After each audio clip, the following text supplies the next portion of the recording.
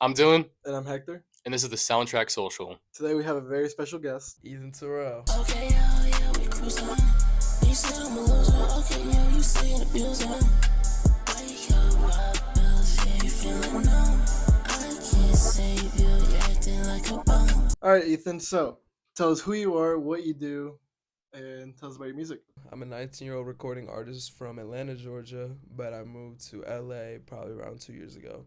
So we noticed you came up from basketball, and it seemed like you were going down that path for a minute.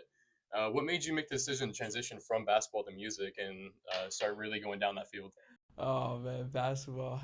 Basketball for me was like my main passion my whole life. Grew up playing basketball in Atlanta. Grew up in the circuit, played high school ball, and had a lot of injuries, low key, throughout my career, like from start to finish. I started on varsity as a freshman, and I was like Oh, yeah. playing, like That's I was cool. turned back in the day, and like early on, and then sophomore year I was a starter as well, and I was like, picking up some interest and offers, and then I got diagnosed with a rare blood condition called rhabdomyolysis, and it was like a kidney thing, and so I was out my whole junior year. And so I quit and I transferred school. I've been to like four high schools in 4 years. Damn. Wow. Yeah, Castaic was my last, literally was my last school. My first year Mount Bethel, second year Mount Bethel, transferred to North Cobb, and then middle of the year transferred to a school called Pope. And I was there for like a minute, and I quit basketball. And I started like dibbling and dabbling music and going out. I was living life, having fun. And then literally probably in the summer, like on my birthday, probably like July period, I just told my brother, I was like, yo, I want to go to California and play basketball one last time. And my dad was like, hell no. Like, what you think you're doing? Like, you ain't going to California. You from Atlanta. Like, we don't got no money to go there. And I kind of was just like, I kind of looked at them and I was like, you ain't going to stop me. And I just moved. And then I had a great year. We won a championship at Cal State. Obviously, a lot of people, we had a lot of fans, a lot of people supporting. And then the transition really began early on, but I really never showed it. Like I wouldn't be in the studio. I wouldn't want to rap or make music. I loved music since I was a little kid. Literally always grew up like Kanye, Travis, anybody. Like that was what I grew up on. Yeah. And then my friend Dex, he kind of blew up. Mm-hmm. And I kind of saw that. Shout out Dex, by the way. Dex is a great artist. He's from Atlanta. He's up and coming. He's pretty successful. Like his music is really starting to take off. I feel like every other day his song's on my For You page.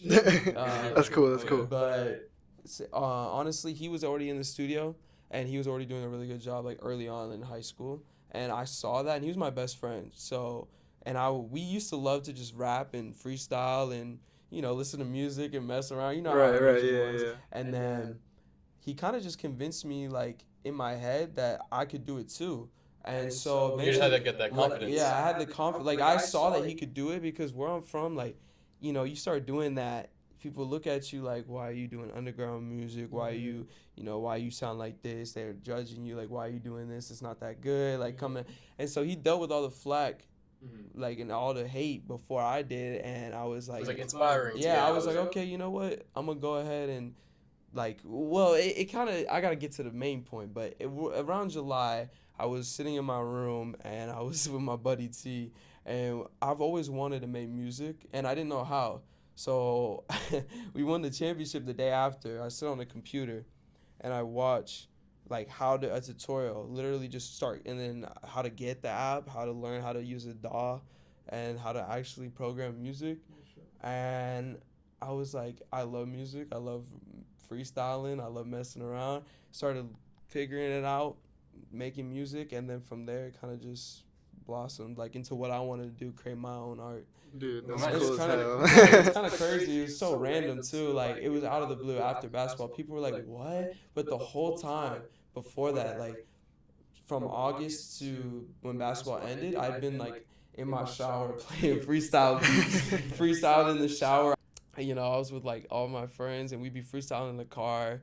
And I would tell people like I'm gonna be an artist one day. Like I literally from the beginning I say that, but they think I'm joking. You know, they didn't take me seriously. And believe me, I'm a hooper. Like straight up, all I do is hoop, go to the gym. I played against you. You whoop me every time, man. Hey man, hooping was my first love. I'll say that though. You know how it is with the first love. You kind of look at it. You're like, I loved you, but I can't go back. I feel you, bro. Can't go back. I knew I couldn't go back. Well, shout out to you, man. You found out what you really wanted to do, and you ran with it. And not everyone does that. People figure out what they would do, and they end going down the normal route that they think is socially acceptable, and they don't do what they actually do. No one wants to like push. Well, I say our generation's better, but like I feel like a couple years ago, like when you really wanted to push for something, people would always just look at you. Like still to this day they do, but people get scared to push what their talents and their passions because you know their parents don't mess with it. Yeah, and they're scared of like judgment and everything, like all crazy. the negativity that Like, comes with it. Like you know what I why? mean? You know what I mean? Like you live one life. Why would you not push for what you love, your creativity? Like, and if you're good at it, like. Honestly, if you're not even good at it, you know what I mean? You learn how to get good and you just go with it because you never know what kind of talents you have inside of you.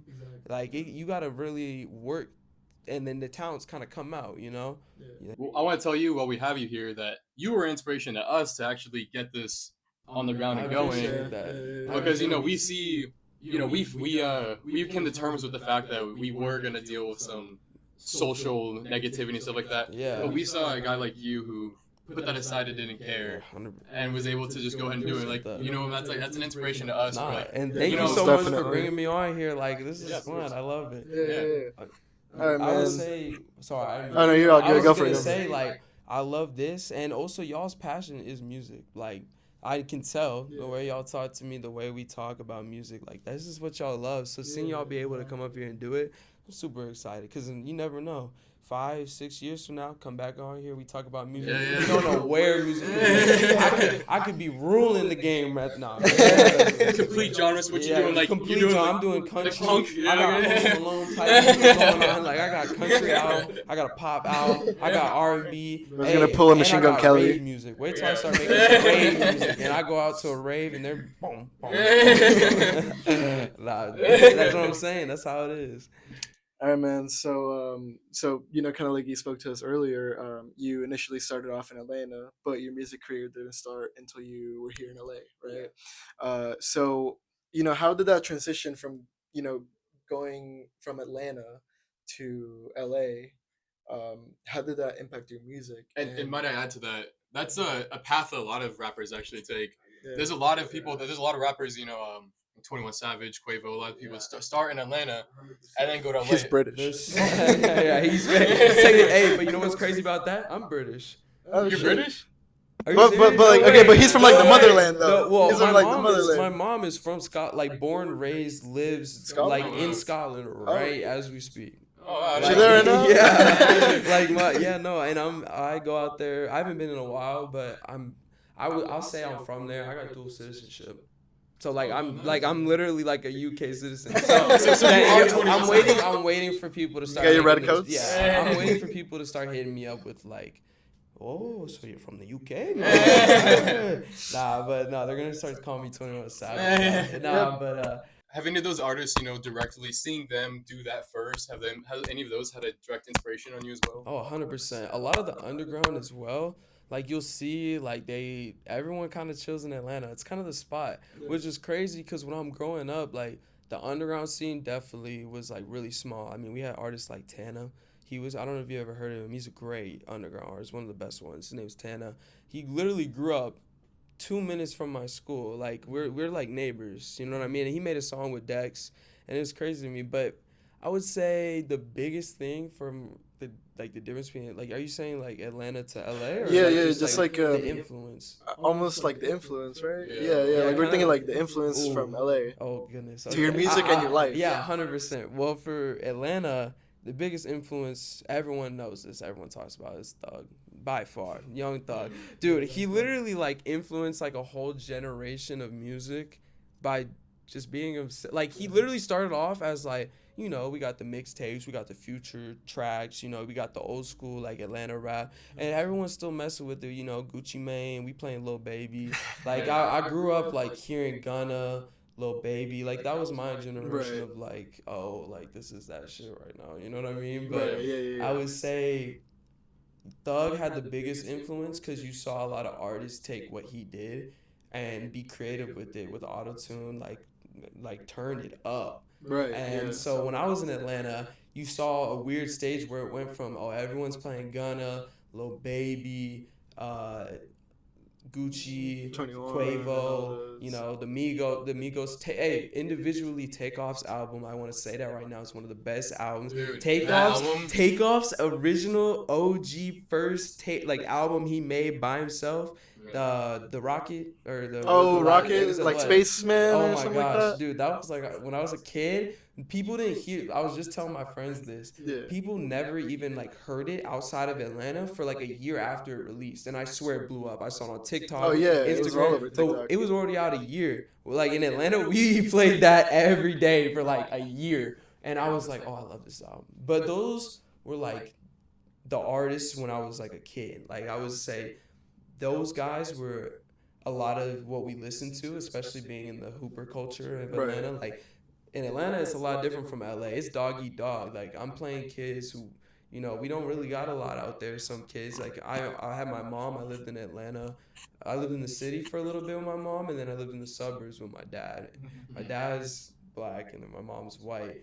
And so it was a little kind of like a contrast, you know. My mom's living in the city, and my dad's living in the suburbs. So that was really the difference in my like what cultures I picked up on, because literally I would go from being in the suburbs with a bunch of rich kids who play a lot of, like, you know, we were listening to Drake, we're bumping Kendrick, we're listening to Cudi, everything's happy, and then you go to Atlanta, you go to city, put that on, or especially like Frank, they'll look at you and be like, dude, what are you listening to, right? Dude, come on, bro, like, what you doing, bro? Like, you know, getting on me. But so I would say the biggest thing, the influence is when I saw that switch where kids and like younger artists went from like hard rap and feeling like they couldn't talk about their feelings to, oh, everybody playing Trippie Redd, everybody playing X, everybody playing. And then that was like, when you came like, here to LA, right? I'm saying in Atlanta. Oh, it was Atlanta. like literally right Okay, before. yeah. It was like a weird stage because, you know,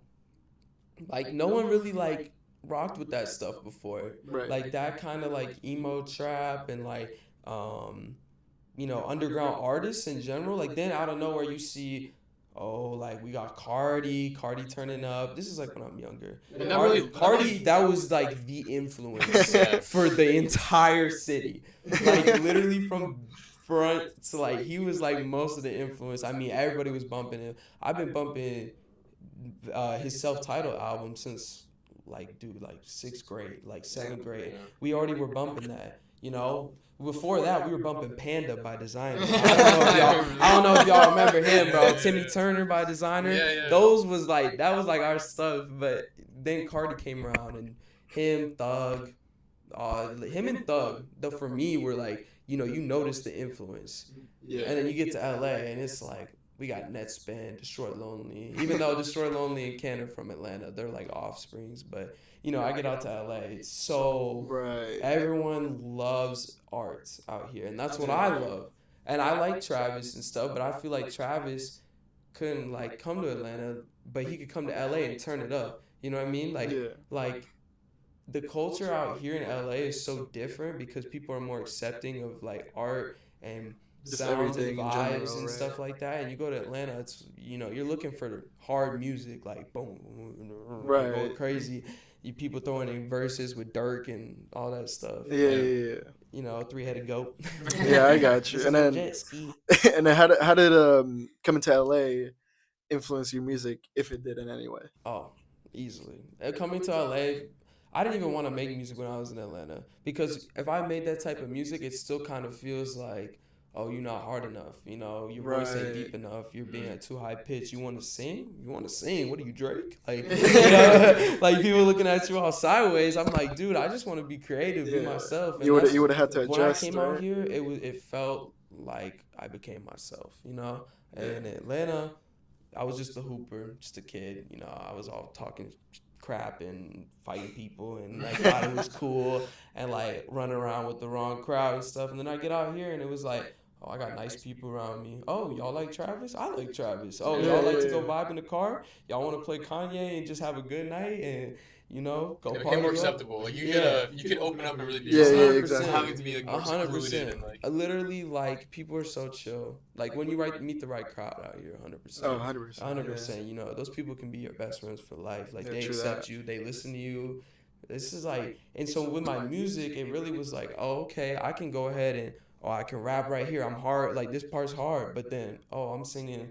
She wanna go to LA. Like I'm talking about, I got like a little vibe. On some weekend shit. Yeah, on some weekend shit. And then like, I want to like, maybe I do want to sing like Drake. I got the light skin in me, so it comes out. But I also want to like keep my music like it's kind of like my music's kind of like a contrast, where half of it's like. It takes my Atlanta roots where I'm like getting into it. I'm talking about some shit that happened or a story or something, or storytelling. Then I'm like over here singing. I add like vocals that make it feel euphoric. Oh, we're in the car, we're driving. Oh, this song is a really good night song. Like you know what I mean? Like it's so different. The right vibes. I try to combine the vibes so it fits who I really am. Because originally I felt like I wasn't being like myself. I couldn't really my music wasn't myself, so I didn't drop as much. I would just keep everything in the vault, and people were like, dude, why are you not dropping that? And I'm like, I want it to feel like you really hearing it from me. Yeah. My music is really from me. So your music really speaks to who you are as a person. Like you can almost make a metaphor to Ethan Terell as a person and Ethan Terell's music. Yeah.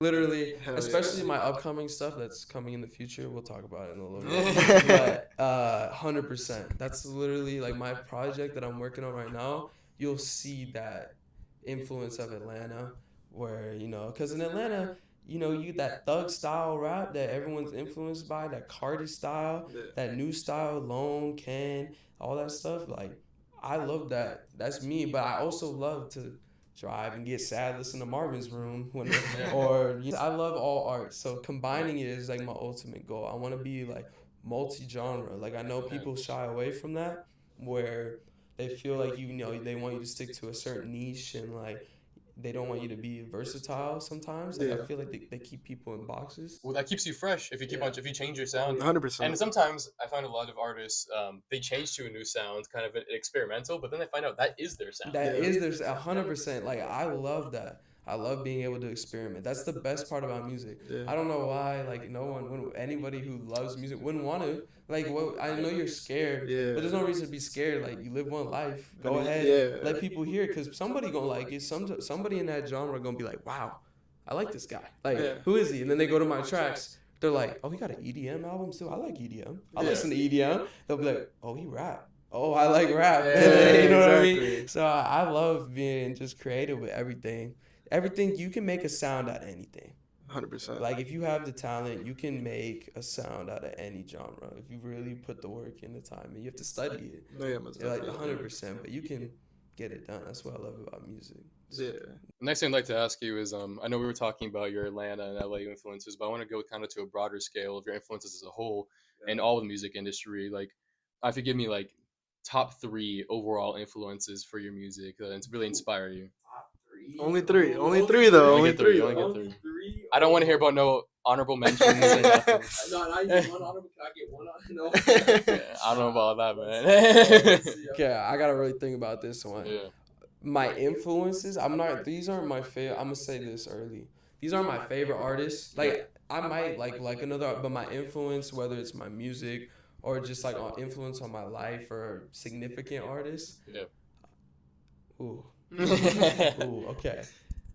We're going to have to put Kanye somewhere in the top 3. Okay. That's a given. Right, yeah. One of the greatest artists, creators, visionaries. I know what's going on right now. There's nothing recent. Nothing recent. But, what he's done, top 3. That's like, He would be one if he didn't do all this, but I can't say that right now. I would say I would definitely put Kanye up there.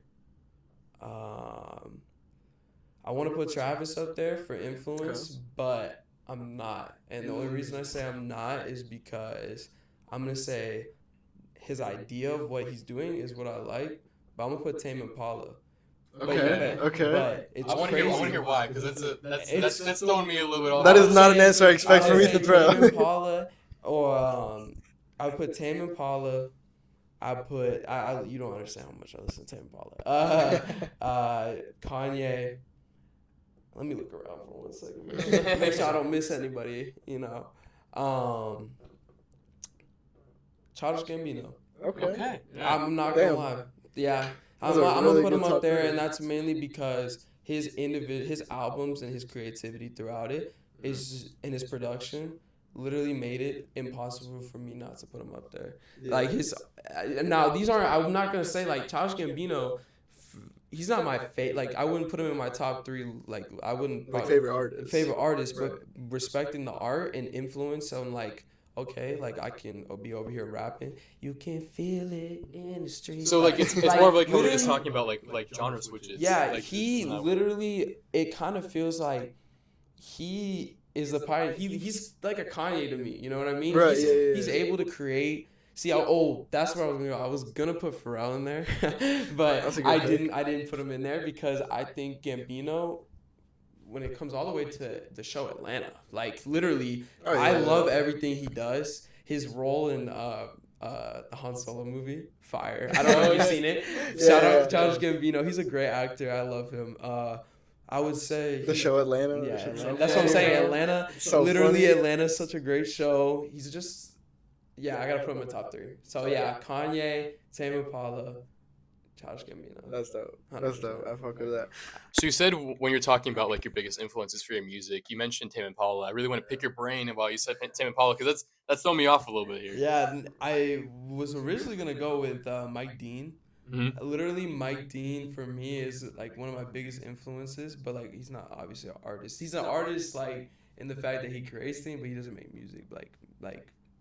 You know, like solo, like but, isn't like but like I would say like, in my opinion, his synths, his sound, the synth god, like bro, he's the synth god, like the euphoric feeling you get, like all those. I love Mike Dean, but Tame Impala for me is obviously that's like his inspiration, you know, like.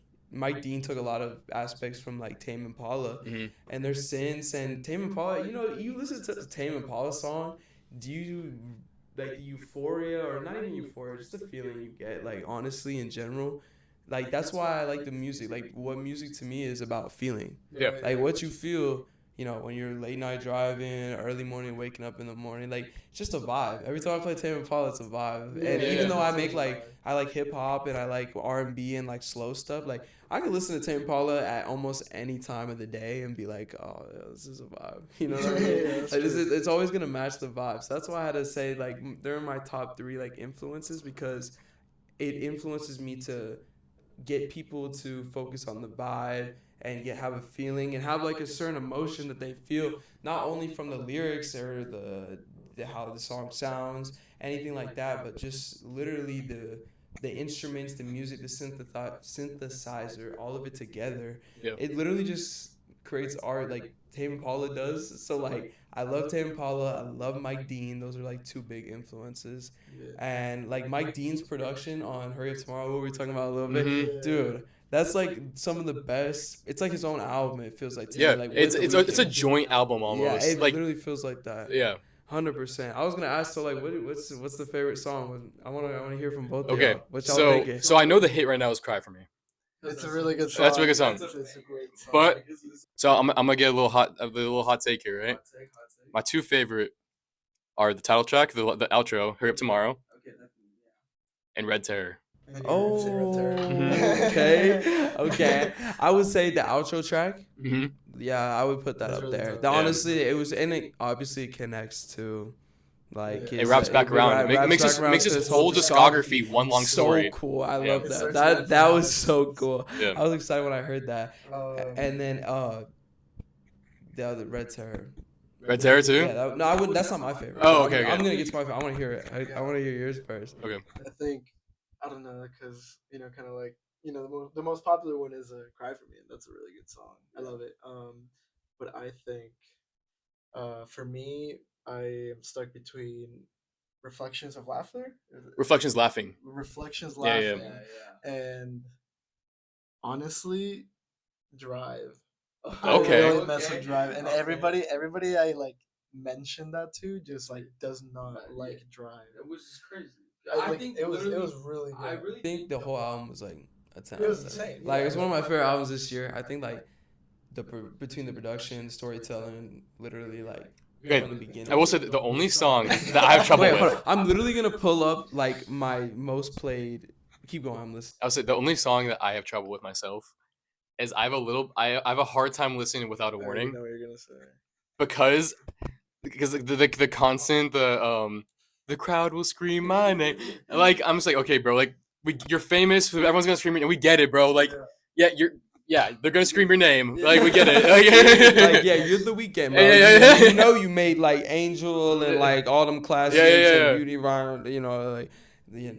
We get it, man. Yeah, You don't, I get that, but That group chat is gonna be very disappointing. I would say my favorite song is "Wake Me Up." Like, or Oh is that my what it God. is? That's the intro. That's the intro. Wake Me Yeah. Up. Literally, Justice. No, it like you know what it reminds me of? Between like the production on that track, insane from start to finish. Like, Yeah. and like I feel like The Weeknd's the only person that could really like slide on the music like this. Like this man Yeah. literally, like the song goes from like sounds like it's a Batman movie. Like you're riding through like you're going through some crazy So like. I don't know if you knew this. That it samples Scarface, right? Oh, Scarface, right? yeah, It is So, Scarface. yeah. Damn. I should know that, low key. Yeah, like, Wait, yeah. there was Like the Scarface. blimp, the blimp and stuff. Yeah, with the blimp, and it's like You feel that tone. No, you That- can feel the tone. Like I said, Yeah. Batman, but I forgot that is Scarface, huh? Yeah. Dang. And then on top of that, like when the beat switch, like it's so he just The beat switch is so this hard. beat switch is fire. And then they go to Thriller. Vocal, yeah, it's Thriller. I'm like, Yeah.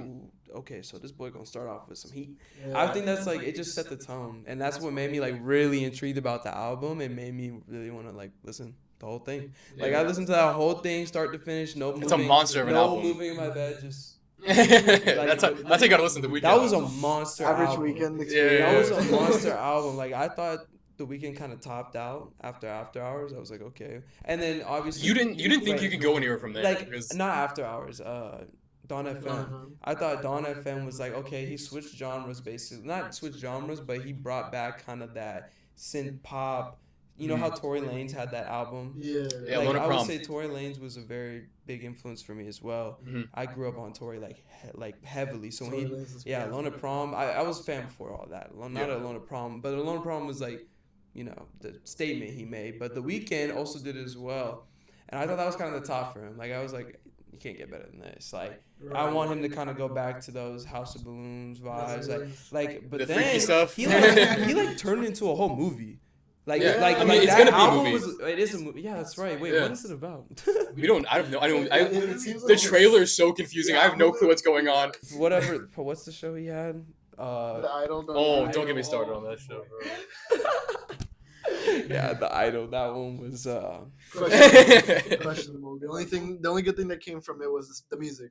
Popular. Popular. Needs to be popular. and Fortnite. It was in Fortnite. Oh my god. It's bro. all Fortnite. The emo. And the emo. But yeah, nah, definitely that one was like a The movie. Weeknd is Didn't think he was insane. gonna top that. Yeah. Alright, man. So hashtag Free Terrell dropped, and soon after that, you dropped Ain't It Fun. So, from an artistic perspective, what made you make the decision of separating these two albums into their own, little EPs rather than making it an LP? I was worrying about this too because they're both fairly short and they came out like one after the other. So what's the defining separating factor between those two projects? That's actually a great question. Like that was one I had no one ask me this, but there is a reason. I'll give you like the story, Yeah. but Yeah. literally when Free Terrell was being made, it was the beginning of my studio days where I would actually go in the studio, record with 808 Saint and like a bunch of people at the studio, and I started making this music, and I was more towards like harder, underground, darker sound. Yeah. And originally, from my original first few songs, you have "Oops, I Did It Again." That was kind of like my first hit, like. Dude, You know, I like messed with that one. I messed with everyone that loves one. Oops. Everyone talks about Oops, I Did It Again because that's like the first one that really hit for people. Yeah. But I was never taking that direction. That literally was just a fun song that I never thought I was gonna drop, and that just happened to do well. Free Terrell, I wanted to be kind of like a statement. My art kind of was gonna change. Like I was gonna get into a new era of what I was gonna do, and I was like, why not drop a project where I talk? Well, it was also my first project where I didn't have my team that I was with before, so that's why it's called Free Terrell. Fun. Gotcha. There you all. They're here. Y'all about to get the lore. Hey, Yeah. the reason it's called Free Terrell is because it's my first project that I didn't work with with a full team, and it was just me individually, and I was able to just kind of just mess around with different sounds, different melodies, different bars, like kind of just have fun. And it was just like I'm free, felt free. Yeah. That's why the cover is like that. The cover, everyone loves the cover. That's Yeah, like, dude. that The cover- I saw that cover. I was like, Yeah, oh, this is so sick. that one It's like was- claymation, kind of like. Yeah, we made it was actually made by me and a buddy. We used like a mixture of like AI technology and then just like art, and we mixed it together, and like it was really cool. It was one of my favorite things that I got to do this year was the cover. It was super cool. But Yeah. it's literally like a reflection of yourself. Like in the cover is a reflection of me looking at myself, looking at one version of me that is outside partying, bad crowd, and the other version of me on the other side that's free. That's Yeah. like living my own life, feeling my own emotions, not dealing with the outside people telling me, "Oh, I don't mess with your music. What are you doing?" Like, it was kind of like, you know what? I feel free. Like, I could do whatever I want. I can make whatever music I want. People do your own. Because I feel that's what as I was talking about earlier. Like, people don't want to do what their passions are anymore. Yeah. Like, they're scared. And I was like, you know what? This is like me being like, I'm free, and that's why I dropped this Free Terrell. And but there was a certain cutoff because then I started making other songs for Ain't It Fun. Yeah. And that's because you were asking me, well, when was like the separation, right? Yeah. So Ain't It Fun came around because we were having a lot of fun. Every song we made was just better quality, better production. I had a real producer. All my beats are from my producer. We're working together full time. We're in the studio. We're having fun. Everybody's there. Like, I mean, like, it's like a party. Like, literally the whole time we were making the album was like a party. Like, every day, like, we were having a great time. I'm sending videos to everyone of just us messing around. And then I looked at just dropped Free Terrell. And this is like the day after. I literally dropped Free Terrell, and I had a flight to Atlanta, and I was gone for like 3 weeks. And the night before, I stayed up all night. We recorded like 2 or 3 songs for Ain't It Fun the night before. And then I woke up, no sleep.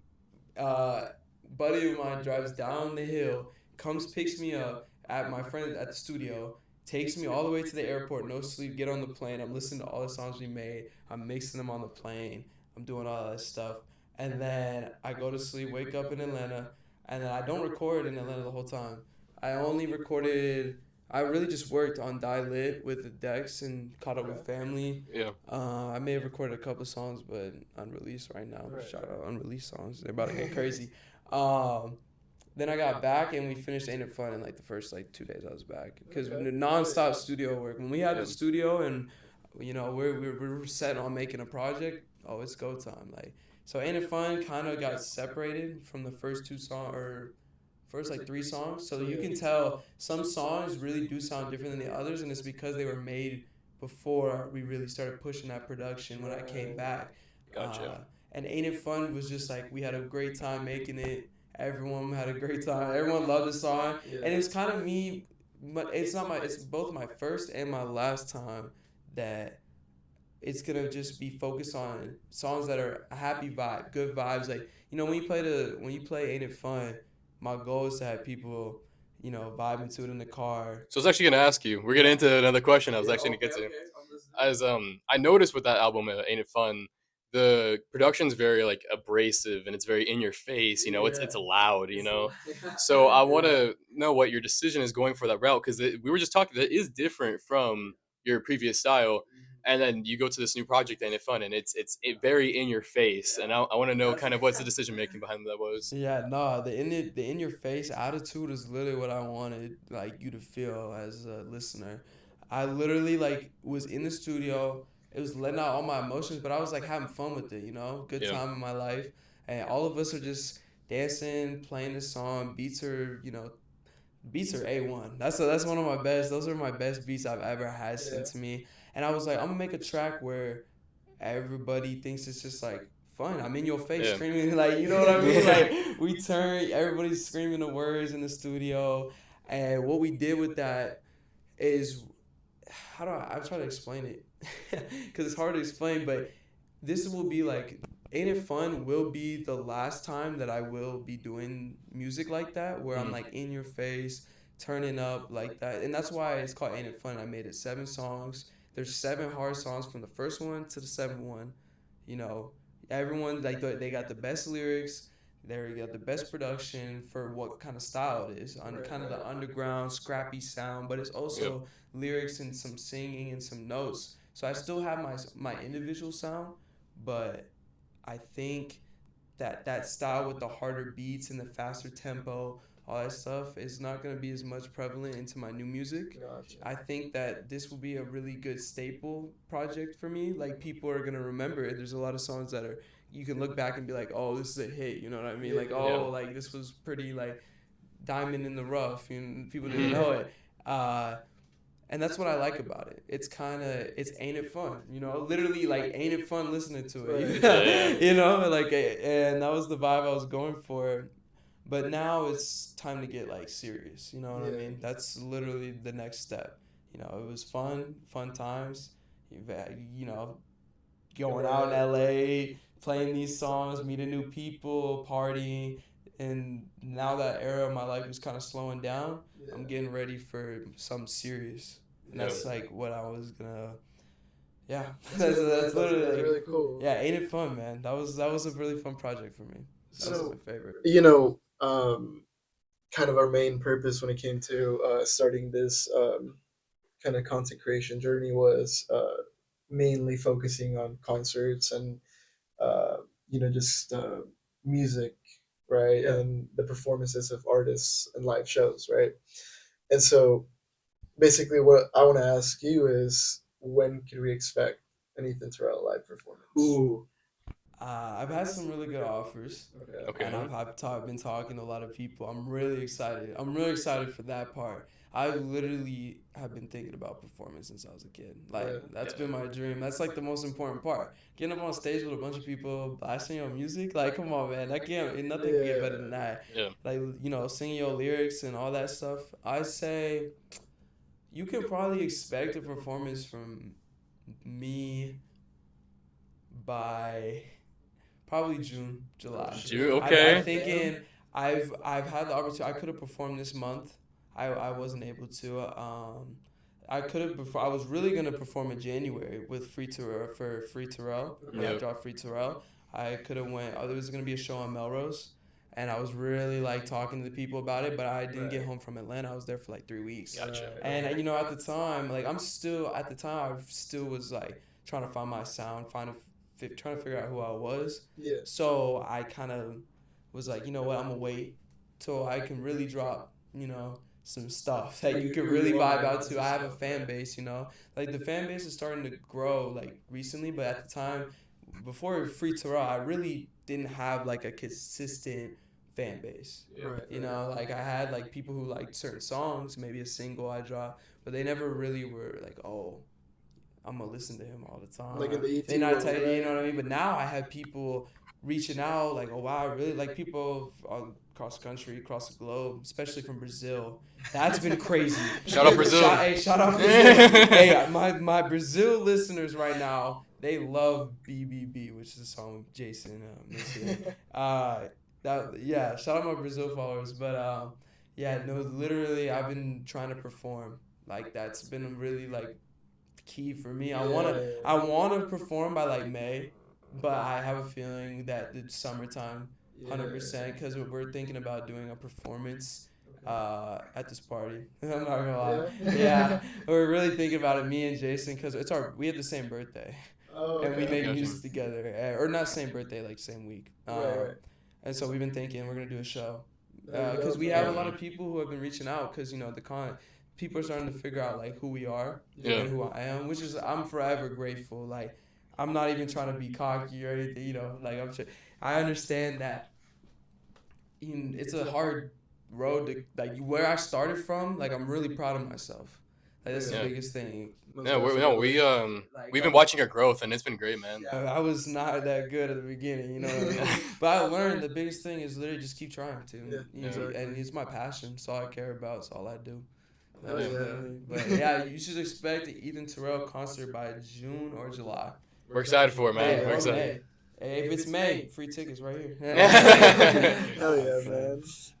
And another thing I want to ask you, I know we're talking about influences, but I kind of want to go a little different route here, talking about different artists. So I want to know 3 artists, dream collabs. Oh, that's a great question. That's a good one. Ooh, dream collab. Yeah. Okay, so I'm gonna go. I wanna do something different. I'm gonna do something. I know this is gonna sound different, but you just hear the vision. Okay, yeah. Hear the vision. Okay, yeah. It's gonna be a curveball. All right. For the direction my music's going right now, I'm gonna do it in like the way it's gonna help the music. Like it's gonna be different music. It's not gonna be like big artists that you're thinking of. But I definitely want to get a feature. First, Lana Del Rey. I think Lana Del Rey is so good. Yeah. Like you have no idea. Her on the weekend. On the that was all just on oh Abyss. my gosh, and then- that's the one right there. Yeah. Yeah, no, Lana Del Rey, 100%. I love Lana Del Rey.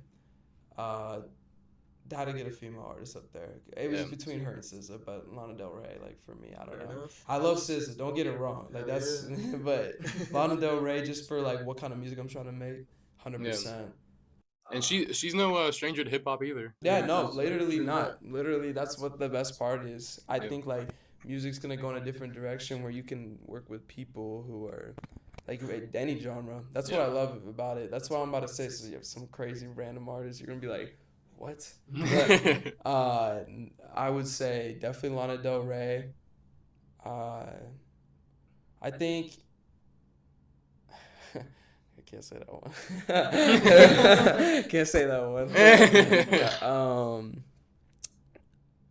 Really thinking about this one. This is a good question.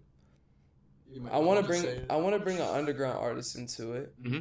I've already worked with Dex. He's a great artist. I think my dream collab when it comes to underground, like bringing at least an underground artist, I want to make it where underground artists are accepted in like mainstream. Yeah. And I think that if I could really pick like an artist that would in the underground that would be able to make it in the mainstream, his name's Ecstasy. He's spelled XTSY. Okay. He has a lot of. I mess with his music hella. Like his vibe, his flows. He has a song called Understand. Great song. Love that song. Ooh. That's like one of my like main plays right now. I would say him because I feel like underground. He could make it in the mainstream 100%. Yeah. And we also match each other vibe. We could definitely work. we're cool though. Like I know him. Okay. But like it's not like we're like Right. locked there. But I'd love to make a song with him. Oh, yeah. And then finally, ooh. Got one more. I know. Got one more. No honorable mentions. Say the name. I'm gonna say. Say the name. No, I'm gonna be different. I'm gonna be different. I don't want to say Travis because everyone knows that's who I'd probably pick because that's like my main inspiration. Childish Gambino because I feel like we could create something really cool. Okay. I think Childish Gambino does something you were talking about really well, especially the latest album. There's a lot of world building. Yeah. And it's taking these ideas and making it's almost like painting, like how you make like the audio sounds so big that it's almost visual. Yeah. So like I think taking that kind of aspect of his art and applying it to something that I know is a big inspiration for you, I think that could work very well. Yeah, that's literally that's key. I think production is key too. I think like the way music is now, like since everything's is so computerized, like production. If your production is good, like Childish Gambino, for example, like you could really make some crazy art. Like there's so much you can do now. I'm so excited. Like that would be the number one person to make a song with. His songs could be like that could be crazy. We could make a song like 3005. Yeah. We can make a song like Summer. Or what was it? Summertime. Summertime something. Yeah, it was Yeah. You can feel it. That's all. Every time it hits, or Sober. You know Sober by Sober's him? good. Yeah. What do you think about Bando Stone, the latest album? Ooh, I think surprisingly I didn't like it as much as I liked his other project. No, I know that's a hot take. That one That's a hurt. hot take. That one hurt. I would say that 50% of the album is like on my playlist, and then the other 50. Bro, Bandista was so tough. I think the production's really good. I feel like I liked the album before the one that no one liked. Are you talking about the white one? The numbers. Oh god, what's it called? No, but it was started with numbers and then it didn't- changed. Didn't some of the songs on Bando or no they didn't. It was like out of some. Did he add it? It was first. It was like 315 something. It was called, but then they changed it to. They remixed it to. It's like add a god. It's something that Yeah, no, that was one of my favorite. I don't know. It was so underrated. No one ever. He literally dropped out of the blue on a Yeah, there was no website. promo On a for it. website. I remember this because I was on the website. I was there. It was dropped, and I was like, "Hold up, is this 21 Savage?" And I do that song is fire. I was like, "Hold up, is this?" And then I opened my eyes to like, okay, mainstream rapper, Childish Gambino, art. I was like, fire. Yeah. You know what I mean? And I also think female artists are huge for like collaboration. Yeah. Like 100%. I feel like I want to get into that a lot more. I've been talking like there's so many creative female artists that, and you don't really see a lot of like men and women like songs unless they're like mainstream. Like no one like low key, everyone just kind of stays to themselves, works on their singles, and then they'll Yeah. do like a song with Homeboy and they're like the whole team. I could picture a song where it's like you for like 75% of the song, and then you got the outro from a woman with an That's what I amazing want. voice. I Like did like a Stargirl beautiful interlude. voice. Like I can sing, but like I can't sing like that. You know what I mean? Like I'm trying to get like Lana, especially Lana Del Rey. So beautiful. Get some kind of outro like she had on The Abyss. where- Gosh, The Abyss. Oh, low key, I changed my answer from earlier. It low key might be The Abyss. I don't know why I didn't say that right off the bat. I think The Abyss is the best song. Like production wise, like Yeah. Lana's voice, The Weeknd's verse, like. Oh, I should have said The Abyss. I should have said The Abyss. That's funny, but yeah. That's what I'm thinking. Those are like three artists that I think the Ecstasy one. That one would probably be able to happen soon. Or Govani. Shout out Govani. That's my guy. We made a video back in August. The hooping a hooping video. He's a hooper, but he has probably like 60K, 70K a month. No, he might be 100. Have I played with him at LA Fitness with you guys? Yes. Yeah, Yes. So yeah, I know he's you're talking super about. talented. Like he's literally one of the like upcoming kids in the underground. Bonnie 100% is up next. His song Eurojack. His vibe too. Super cool. It's a cool guy. And he's blowing up right now. But that would probably be another collab too. Just because it's my guy. We haven't made a song and we haven't even talked about music, like making a song, because we just go to the gym and hoop. Yeah, like I still love the hoop, even though I don't hoop anymore. But like I still go play for a while, Dope, man. So I want you to fill in the blank here. All right, Ethan Terell in 5 years will be doing what? Turks and Caicos. I'll be in Turks and Caicos. Nah, for real though, I think the biggest thing for me is in 5 years. If you said 10 years, I would have said in the church. I would be 100%. But 5 years, I'm gonna be younger, so I would be having some fun. I'll probably say 5 years. You said where? Wait, like, what do you vision for your career in 5 years? Work Like, life. like, are you doing stadium tours yet? Like, what are we talking about? And because in 5 years, you don't know what could happen. No, I'm just kidding. Nah, I think in 5 years I'm definitely gonna be on stadium tours. Exploring the world, Yeah. meeting new people, making new connections, showing people my art. I think in 5 years, by then I'll hopefully started to build a fan base. I think in the next year I could really start to build a fan base, but I think it's gonna take me to really lock in this year and the year after, cause my projects are gonna be something special. Like the next two projects I have, kind of already have a design and outline of what I'm gonna do. Yeah. And I think those two albums are gonna be the ones that really push me for the next 5 years. I think it's gonna set a tone.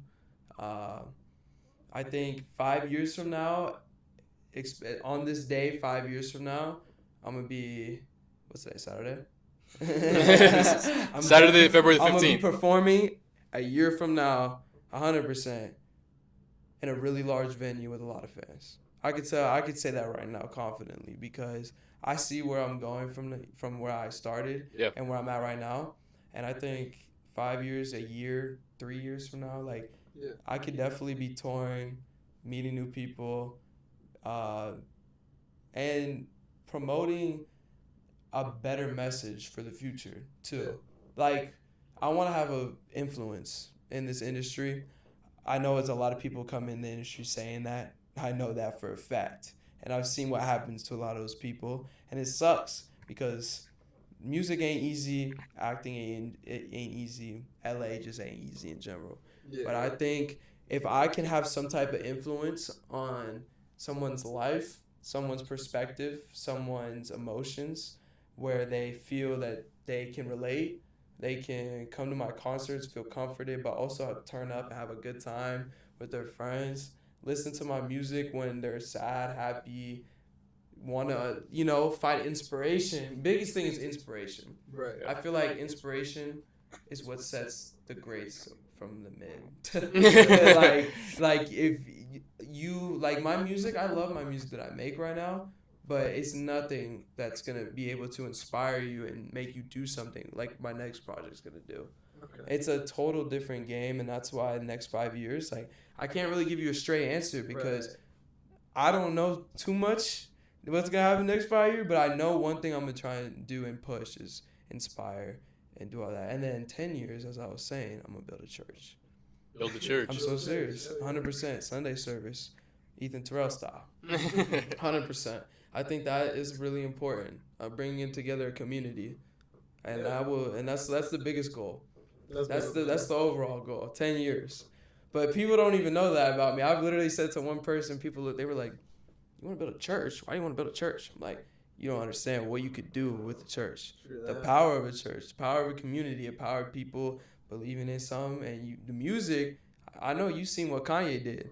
Oh, with the Sunday service baby, choir? I want to get a MIDI or a piano Oh, dude, that'd be so playing cool. that Mhm. thing. I miss Sunday service choir. Yeah, I miss Kanye. No, I really do. That was peak times. Jesus is King was taken for granted. Facts. That album got taken for Look where granted. we're at. No, look where we're at. It was closed on Sunday, and now we're closed on Twitter. It's unfortunate. Somebody quote that. Put that on the shirt, bro. Facts. All right, man. So, you still have a very small fan base that's actively growing every day. Yeah. To somebody who hasn't heard the name of Ethan Terell yet, how would you describe your music and who you are to them? Who?